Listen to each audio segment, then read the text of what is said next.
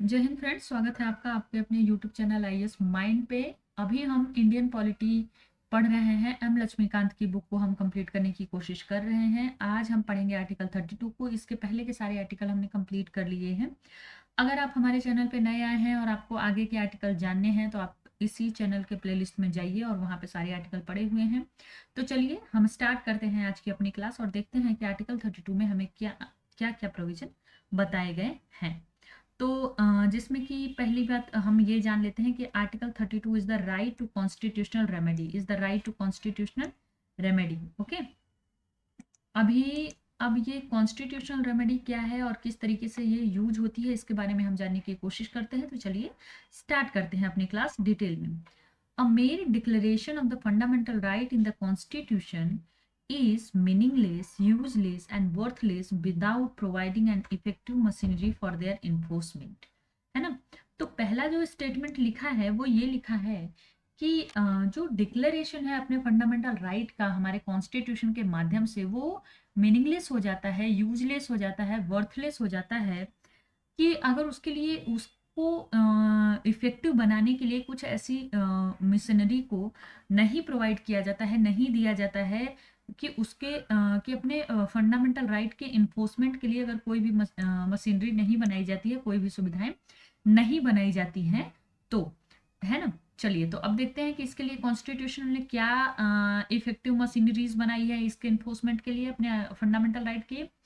If and when they are violated, वही बात है कि अगर फंडामेंटल राइट, पहले हमें इसके पहले वाले सारे आर्टिकल में हमने देख लिया कि हमें फंडामेंटल राइट तो मिल गए, लेकिन अगर हमारे उन फंडामेंटल राइट्स का वायलेशन होता है और किसी तरीके से वो पूरी तरीके से नहीं हमें मिल पाते हैं तो इसके लिए एक कुछ तो ऐसी मशीनरी होनी चाहिए कि हम कहीं तो जा पाएं और किसी को तो बता पाए, किसी ऐसी ऑनरेबल अथॉरिटी को बता पाए कि भाई हमारा फंडामेंटल राइट वायलेट हो रहा है, या हमें इस तरीके से फंडामेंटल राइट को हमारे छीना जा रहा है, या फंडामेंटल राइट हमें 100% नहीं मिल रहा है जिसकी वजह से हमारा ग्रोथ नहीं हो पा रहा है इंडिविजुअली या इकोनॉमिकली या किसी भी तरीके से सोशली वगैरह, है ना। तो इस चीज को डिटेल में देने के लिए यहाँ पे चीजें डिस्क्राइब की गई हैं नीचे। चलिए देखते हैं article 32 compare, article 32 compare the right to remedy for the enforcement of the fundamental right of an aggrieved citizen. Okay, तो आर्टिकल 32 में क्या बताया गया, पहले देखो, पहले यहाँ पे आपको बना एक ना इंट्रो दे दिया गया कि भाई जो फंडामेंटल राइट का डिक्लेरेशन है हमारे कॉन्स्टिट्यूशन में वो वर्थलेस हो जाता है, मीनिंगलेस हो जाता है कि अगर इसको इन्फोर्स करने के लिए, अगर इसके वायलेशन के टाइम इसको रिज्यूम करने के लिए कोई एक ऐसा ऐसी बॉडी नहीं बनाई गई है, एक इसको ऐसी मशीनरी नहीं बनाई गई है जो इसको इसके वायलेशन पे अगर हो रही है, अगर इसका किसी भी तरीके से इसको लॉस किया जा रहा है, इसको लूज किया जा रहा है तो इसको रिज्यूम कर दे, है ना। चलिए आगे देखते हैं आर्टिकल 32 में क्या बताया गया है। आर्टिकल 32 राइट देता है, right to remedy for the enforcement of the fundamental right of an aggrieved citizen। Article 32 remedy का राइट देता है कि फंडामेंटल राइट के इन्फोर्समेंट की, आपको इन्फोर्समेंट की जो रेमेडी होगी उसका राइट देता है।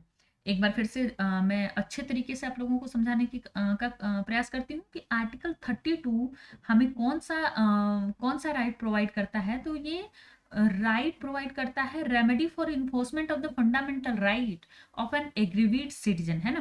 कि अगर ऐसा कोई सिटीजन है जिसका फंडामेंटल राइट वायलेट हुआ है, जिसका फंडामेंटल राइट उसको नहीं मिल रहा है, जिसका फंडामेंटल राइट किसी भी तरीके से उसमें कुछ भी कॉम्प्रोमाइज हो रहा है, तो उसको इन्फोर्स करने के लिए जो रेमेडी होगी वो हमारे आर्टिकल 32 के द्वारा हमें मिली है। आगे देखते हैं इन द अदर वर्ड में और इसको अच्छे से डिटेल में बताया गया है।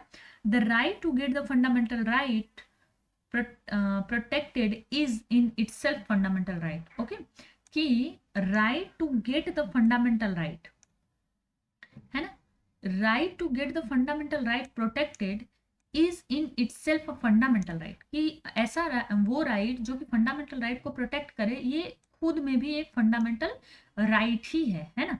खुद में भी ये एक फंडामेंटल राइट है हमारा, कि जैसे हमें बहुत सारे फंडामेंटल राइट तो मिल गए, हमें आर्टिकल 14 से लेकर आर्टिकल 13 तक है ना, 13 तक, क्योंकि 31 का जो राइट टू प्रॉपर्टी था उसको हटा दिया गया था अपने 42nd अमेंडमेंट एक्ट में। तो उसके उसके बाद जो हमें राइट मिल रहे हैं, उन सारे राइट को, उन सारे फंडामेंटल राइट्स को प्रोटेक्ट करने के लिए भी हमें एक फंडामेंटल राइट दिया गया है जो आर्टिकल 32 में है ना। देखो, जिस तरीके से मैं 3-4 वर्ड्स में इसको उलट पलट के आप लोगों को समझाने का प्रयास कर रही हूँ, उस चीज को अच्छे से दिमाग में बैठा लीजिएगा, क्योंकि एग्जाम में ना ऐसे ही क्वेश्चन आते हैं कि क्या फंडामेंटल राइट हमारे, क्या आर्टिकल 32 में जो हमें फंडामेंटल राइट प्रोवाइड किया जा रहा है वो हमारे फंडामेंटल राइट को प्रोटेक्ट करने के लिए प्रोवाइड किया जा रहा है, हाँ नहीं, यही क्वेश्चन पूछ देगा और इसी क्वेश्चन में हो जाएंगे सब कंफ्यूज कि हाँ भाई क्या करना है नहीं करना है। Okay, that is why Dr. Ambedkar called Article 32 is the most important article of the Constitution. Article 32 is the most important article of Constitution, an article without which this Constitution would be nullity. Okay, इसीलिए जो अपने अंबेडकर साहब थे उन्होंने क्या बोला, उन्होंने बोला कि भाई article 32 is the most important right of the our most important article of our constitution. बिना आर्टिकल 32 के हमारा जो कॉन्स्टिट्यूशन है वो कुछ भी नहीं होगा, है ना। ये बहुत ही इजी होगा, या बहुत ही मतलब कह सकते हैं मीनिंगलेस होगा, है ना। और उन्होंने क्या कहा था आर्टिकल 32 के बारे में, soul of the constitution and very heart of it. Okay, तो देखो यहाँ से ना डायरेक्ट यही लाइन क्वेश्चन बन जाती है कि डॉक्टर भीमराव अंबेडकर ने कौन से आर्टिकल को, डॉक्टर भीमराव अंबेडकर ने कौन से आर्टिकल को सोल ऑफ कॉन्स्टिट्यूशन कहा है, कौन से आर्टिकल को सोल ऑफ कॉन्स्टिट्यूशन कहा है, तो वो होगा अपना आर्टिकल 32। क्या होगा, आर्टिकल 32। यहाँ से एक प्री का क्वेश्चन बन गया सीधे सीधे। चलिए आगे देखते हैं। Article 32 is the basic feature of our constitution. Okay, article 32 is the basic feature of our constitution. It means, इसका मतलब क्या है, इसका मतलब ये है कि आर्टिकल 32 को किसी भी कॉन्स्टिट्यूशनल अमेंडमेंट के द्वारा इसको अमेंड नहीं किया जा सकता है। क्यों? क्योंकि हमने पहले ही पढ़ा है कि कॉन्स्टिट्यूशन को आप अमेंड कर सकते हैं लेकिन उसके बेसिक स्ट्रक्चर में छेड़छाड़ नहीं कर सकते हैं। केशवानंद भारती केस इसका बहुत ही फेमस केस है ना। चलिए, तो अगर आपने प्रीवियस क्लासेस देखी होंगी तो आप लोगों को ये पूरा लेसन अच्छे से समझ में आ रहा होगा, और अगर नहीं देखी होंगी तो इसमें आप लोगों को थोड़ी प्रॉब्लम हो रही होगी, उसके लिए मैं जिम्मेदार नहीं हूँ। अगर आप लोगों को नहीं समझ में आ रहा है तो आप प्रीवियस क्लासेस जाके देख लीजिए। चलिए आगे देखते हैं। It contain the following 4 provision. Article जो 32 है वो 4 प्रोविजंस को कंटेन करता है, 4 प्रोविजंस टेकन है उसमें। देखिए कौन कौन से है। Right to move the supreme Court by appropriate proceeding for enforcement of the fundamental right is the guaranteed। Okay, तो क्या है इसका मतलब कि right to move the supreme Court जाने का जो राइट है by appropriate proceeding for the enforcement of fundamental right is guaranteed by article 32। Okay, ये आर्टिकल 32 के द्वारा गारंटी दिया गया है कि भाई अगर किसी भी इंसान का फंडामेंटल राइट वायलेट हो रहा है तो वो एक एप्रोप्रिएट प्रोसीडिंग के द्वारा सुप्रीम कोर्ट में जा सकता है, और सुप्रीम कोर्ट में जाना उसका राइट है ना, कि ये उसको अधिकार मिला है कि अगर कोई भी एग्रीवीड पर्सन है जिसका फंडामेंटल राइट वायलेट हो रहा है तो वो सुप्रीम कोर्ट जा सकता है। ये उस इंसान का, ये हर इंसान का, हर इंडियंस का, इवन की एलियंस का भी ये राइट है। ओके, चलिए आगे देखते हैं। Supreme Court shall have power to issue direction, or Supreme Court shall have power to issue direction or order or read for the enforcement of any fundamental right। Okay, any fundamental right। read issued may include habeas corpus, mandamus, prohibition, certiorari, quo warranto। Okay, Supreme Court shall have power to issue direction or order or read for the enforcement of the fundamental right। Okay, तो supreme court के पास भी क्या power है supreme court के regarding. देखो supreme court के पास तो बहुत सारी पावर है, वो हम सुप्रीम कोर्ट वाले चैप्टर में पढ़ेंगे, बट यहाँ पे रिगार्डिंग है रिगार्डिंग फंडामेंटल राइट आर्टिकल 32 में। आर्टिकल 32 में जो फंडामेंटल राइट के वायलेशन के लिए जो रेमेडी दी गई है उसके रिगार्डिंग सुप्रीम कोर्ट के पास पावर है कि वो डायरेक्शन इशू कर सकता है, ऑर्डर इशू कर सकता है, रीड इशू कर सकता है। किस लिए? For the enforcement of any of the fundamental right. Okay, writ issued, issue में इंक्लूड हैबस कार्पस। देखो अब यहाँ पे क्या है, यहाँ पे एक आपका प्री का क्वेश्चन बन जाता है और कई बार तो मेंस का भी क्वेश्चन बन जाता है कि आपका मेंस की आंसर राइटिंग में भी कई बार ना बड़ी इंपॉर्टेंट चीजें डालनी होती है, उसमें मेंशन करनी होती है ताकि आपका जो आंसर है वो स्कोरिंग बने, है ना। तो उसमें हैबस कार्पस है, habeas corpus is the writ, there are 5 kind of writs जो कि सुप्रीम कोर्ट या तो हाई कोर्ट दोनों में से कोई भी जारी कर सकता है। उनके नाम बताए गए हैं यहाँ पे, इनको हम डिटेल में अपनी नेक्स्ट क्लास में डिटेल में पढ़ेंगे और बहुत अच्छी तरीके से इसको समझने की कोशिश करेंगे। ओके, तो habeas corpus, mandamus, prohibition, certiorari and quo warranto, these are 5 kind of writs जो कि सुप्रीम कोर्ट के द्वारा इशू किए जा सकते हैं during violation of fundamental right, है ना। चलिए आगे देखते हैं।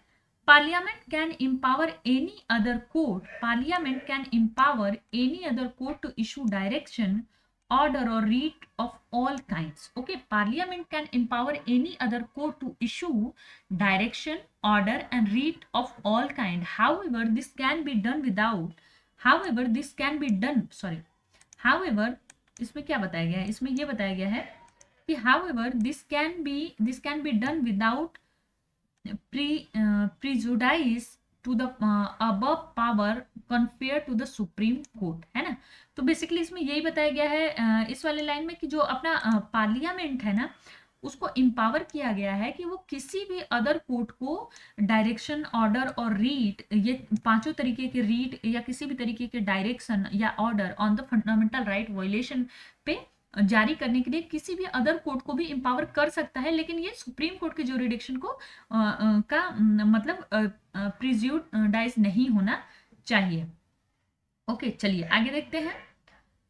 Any other court here does not include high court, any other court here does not include high court because article 2 to 6 has already conferred these power on the right of these power on high court. Okay, तो इसमें क्या बात बताई गई है कि ये जो हमारी पार्लियामेंट है ना, इसको जो राइट दिया गया है, इसको जो एम्पावरमेंट दी गई है कि भाई आप कुछ भी ऐसा ऑर्डर बना सकते हैं, किसी भी अदर कोर्ट को इस तरीके की चीजें दे सकते हैं कि वो अपना फंडामेंटल राइट के वायलेशन पे वो चीजें कर पाए, अपनी इस तरीके की क्या रीट, ऑर्डर या डायरेक्शन दे पाए। But any other court here does not include high court, है ना। यहाँ पे यही बताया गया है कि एनी अदर कोर्ट में ये हाई कोर्ट इंक्लूड नहीं होगा। क्यों? क्योंकि आर्टिकल जो 2 to 6 है ना, 2 to 6 जो आर्टिकल है वो ऑलरेडी कन्फियर करता है in this power on the high court. वो ऑलरेडी जो आर्टिकल 226 है, 2 to 6 है ना, ये खुद ब खुद पावर देता है कि खुद ब खुद हाई कोर्ट्स को पावर देता है कि भाई वो जाएं और इस तरीके की चीजें करवा, वो जाएं और उनके पास अगर कोई भी ऐसा एग्रीवेट पर्सन आ रहा है जिसका फंडामेंटल राइट वायलेट हुआ है, तो वो उसको, जिसका फंडामेंटल राइट वायलेट हुआ है, वो उसको अपना उसको उसके वायलेशन को हटाने के लिए रीट वगैरह दे सकता है, रीट वगैरह इशू कर सकता है अपना हाई कोर्ट। ओके, तो आशा करती हूँ ये पॉइंट आपको समझ में आ गया होगा। इसमें बेसिकली यही बताया गया है कि पार्लियामेंट के पास, पार्लियामेंट को एम्पावर किया गया है कि वो किसी भी कोर्ट को ये एम्पावर कर सकती है, किसी भी कोर्ट को ये direction, order and writ issue करने की एम्पावरमेंट दे सकती है। लेकिन ये जो एम्पावरमेंट है ये अपने सुप्रीम कोर्ट की, however this can be done without prejudice to the to above power conferred on the Supreme Court and any other court। यहाँ पे any other court जो लिखा गया है ना कि any other court, ये वाला लाइन जो लिखा गया है यहाँ पे any other court का मतलब ये नहीं है कि ये कोई भी हाई कोर्ट होनी चाहिए। any other court here does not include high court, क्योंकि आर्टिकल 226 में, आर्टिकल 2 to 6 में ये ऑलरेडी प्रोविजन है अपने हाई कोर्ट्स के पास कि वो रीट जारी कर सकते हैं। और अभी मैं अगर आपको शॉर्ट में बताना चाहूँ तो हाई कोर्ट की पावर ज़्यादा पावरफुल है।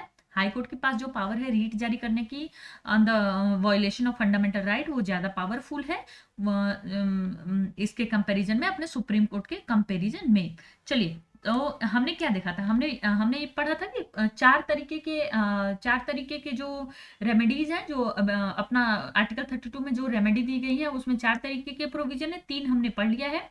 पहला कि कोई भी एग्रीवेड पर्सन सुप्रीम कोर्ट डायरेक्टली जा सकता है, इन द अप्रोप्रिएट प्रोसीडिंग के थ्रू जा सकता है। और दूसरा है कि सुप्रीम कोर्ट के पास ये राइट है कि वो फंडामेंटल राइट को वायलेशन होने पे वो ऑर्डर, डायरेक्शन, रीट वगैरह को मतलब इशू कर सकता है।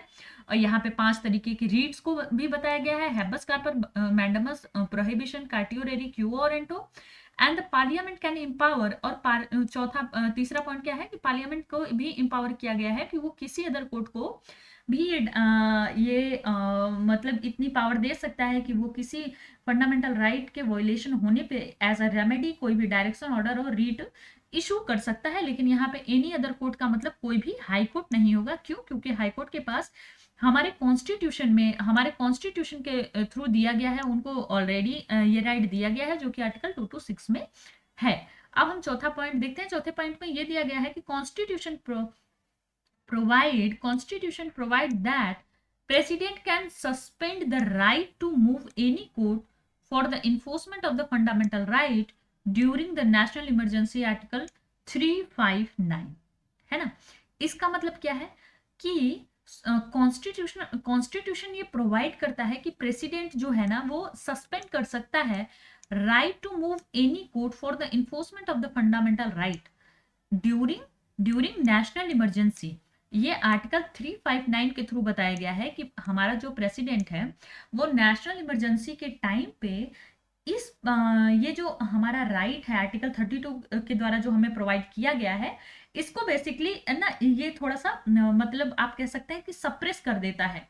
जो डी पॉइंट नंबर है आर्टिकल 32 के पॉइंट नंबर डी में ही ये बताया गया है कि आर्टिकल, पहले तो आप ये समझ लीजिए कि आर्टिकल 32 में ही ये पॉइंट दिया गया है कि आप सुप्रीम कोर्ट जा सकते हैं, आप हाई कोर्ट जा सकते हैं अपने वायलेशन पे, फंडामेंटल राइट के वायलेशन पे। बट उसके डी पॉइंट में ही ये भी बता दिया गया है कि जो हमारा प्रेसिडेंट है वो सस्पेंड भी कर सकता है, वो सस्पेंड भी कर देगा कि आप किसी भी कोर्ट में जाएं फंडामेंटल राइट के वायलेट होने पे ड्यूरिंग इमरजेंसी प्रोविजन, है ना। समझ में आई बातें? पहले तो आर्टिकल 32 में ही हमें, जैसे हमने आगे वाले आर्टिकल में पढ़े थे ना, जैसे कह सकते हैं कि एक्सेप्शन हो जाता है ना कुछ कुछ चीजें।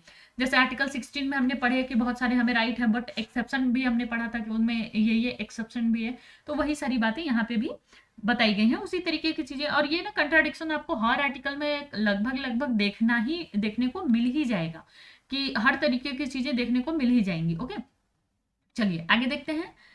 It is this clear that, तो अब ये क्लियर हो जाता है कि supreme court has been constituted as the defender and guarantor of the fundamental right of a citizen. Okay, तो इस तरीके से ऊपर वाले पॉइंट से ये क्लियर हो जाता है कि अब सुप्रीम कोर्ट क्या बन जाता है, सुप्रीम कोर्ट बन जाता है डिफेंडर और गारंटर हमारे फंडामेंटल राइट का। वैसे भी ये बात बहुत बार प्रीवियस के जो एग्जामिनेशन है और किसी भी एग्जामिनेशन के आप प्रीवियस ईयर क्वेश्चन देखेंगे तो उसमें आपको ये पॉइंट बहुत ही आसानी से मिल जाएगा कि ये बार बार ये क्वेश्चन आता है कि हमारे फंडामेंटल राइट का गारंटर कौन है, गार्जियन कौन है ना, फंडामेंटल राइट को वायलेट होने से कौन बचाता है, तो सुप्रीम कोर्ट बचाता है। ये कई बार मुझे तो लगता है हर एग्जामिनेशन में एक बार क्या 10 बार ये क्वेश्चन आ ही गया होगा, है ना। आगे देखते हैं। It has been vested with the original and wide power for that purpose। Okay, कि इसके पास जो ये है ना, जो मतलब रेमेडी देने की, सुप्रीम कोर्ट के पास जो रेमेडी देने की पावर है वो ओरिजिनल एंड वाइड पावर है ना। ओरिजिनल भी पावर है एंड वाइड पावर भी है। बेसिकली कह सकते हैं कि भाई सुप्रीम कोर्ट ही पावरफुल है इसके रिगार्डिंग फंडामेंटल राइट के। क्योंकि देखो हर कोई हाई कोर्ट जा सकता है, बट अगर हमारे पास ऑप्शन है एपेक्स कोर्ट जाने का तो हम हाई कोर्ट क्यों ही जाएंगे, है ना। वो भी बात होती है ना कि अब किसी के पास ऑप्शन नहीं है कि भाई वो डायरेक्ट एपेक्स कोर्ट में नहीं जा सकता है, डायरेक्ट हाई कोर्ट में, सुप्रीम कोर्ट में नहीं जा सकता है, तो इसके वजह से वो वाया जाएगा कि डिस्ट्रिक्ट कोर्ट गया, फिर हाई कोर्ट गया, फिर वो।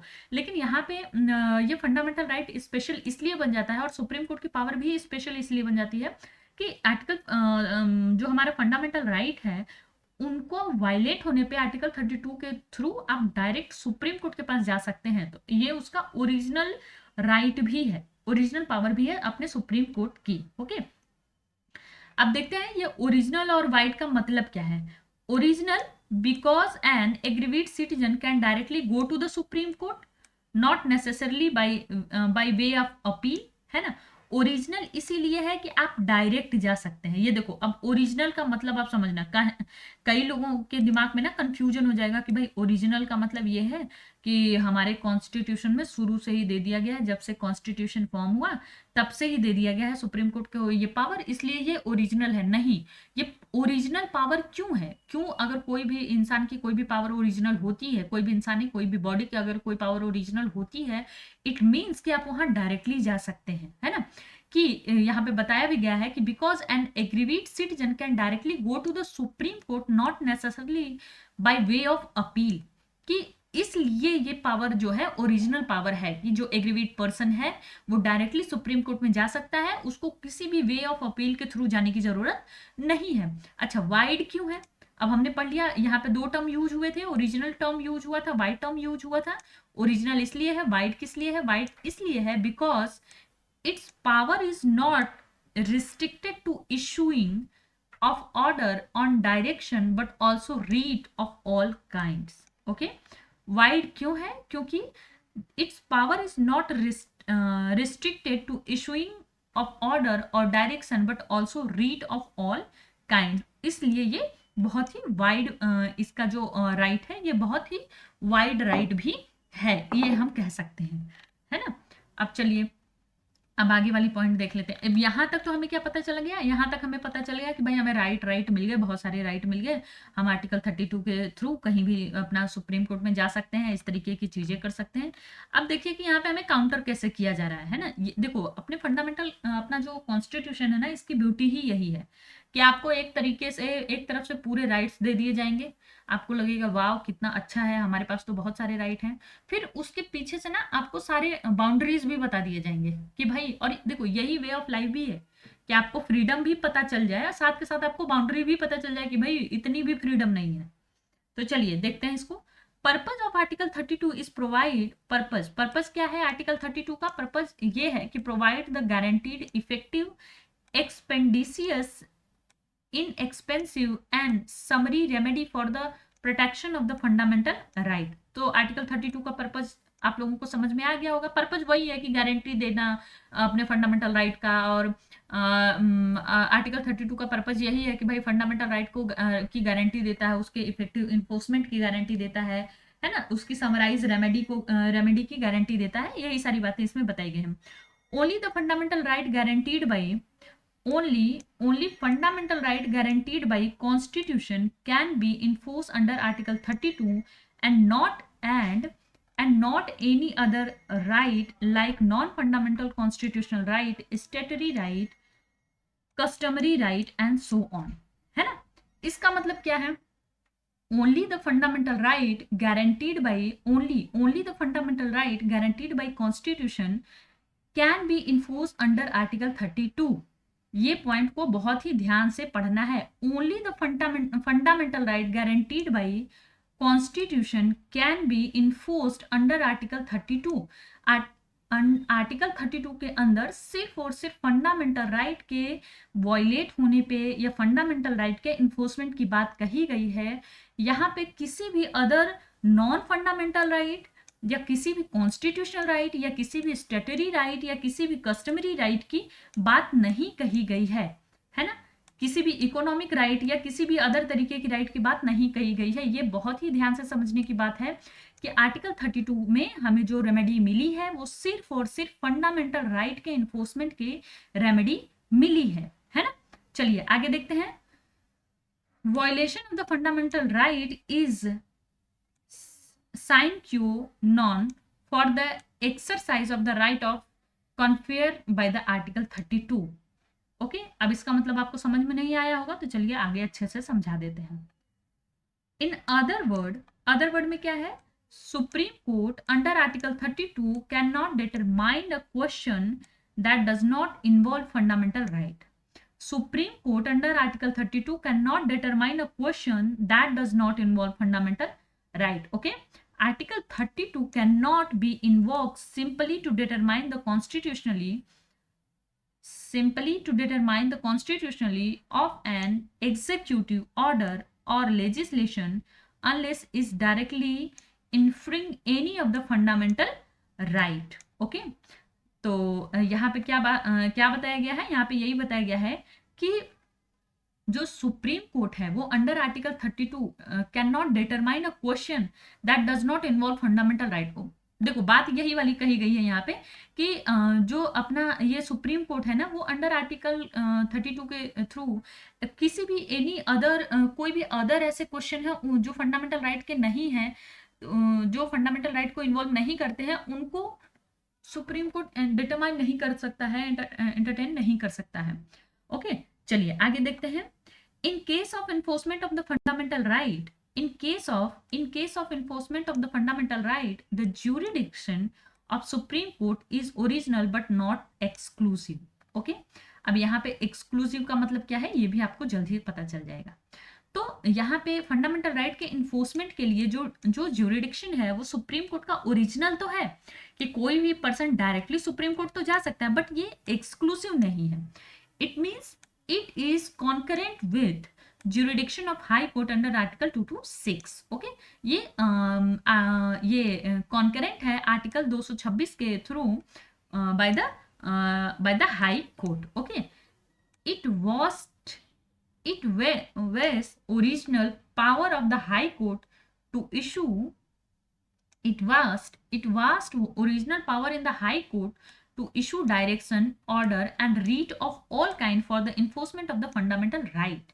है ना कि आर्टिकल जो 226 है वो ओरिजिनल पावर देता है अपने हाई कोर्ट को कि वो फंडामेंटल राइट के डायरेक्शन, फंडामेंटल राइट के लिए, फंडामेंटल राइट जब भी वायलेट होता है या किसी भी तरीके की उस पर क्वेश्चनिंग आती है किसी भी इंडिविजुअल की या किसी भी फॉर्म की, तो वो उस पर डायरेक्शन, ऑर्डर और रीट जारी कर सकता है। कौन?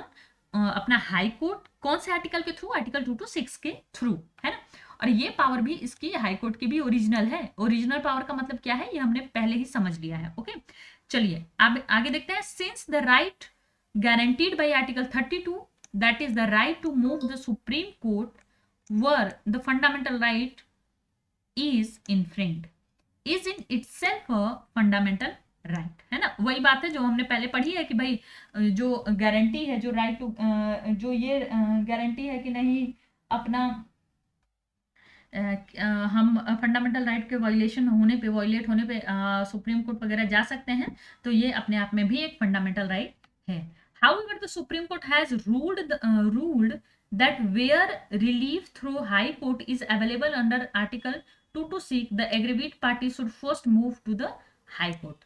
ओके, तो ये देखो ये एक वो है कि अब भाई अपने पे टेंशन लेने की बात कम आ गई, तो हमने ये बोल दिया कि supreme court has ruled that where relief through high court is available under article 226 तो aggrieved party should first move to high court.